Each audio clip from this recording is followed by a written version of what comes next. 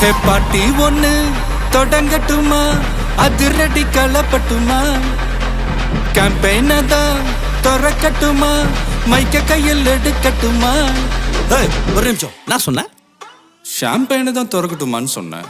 ஷாம்பெயினா? என் காதல் கேம்பெயின் கேட்டுது. டே மப்பிள் அப்படிதான்டா கேட்கும். கரெக்டாக கேளு. Start music.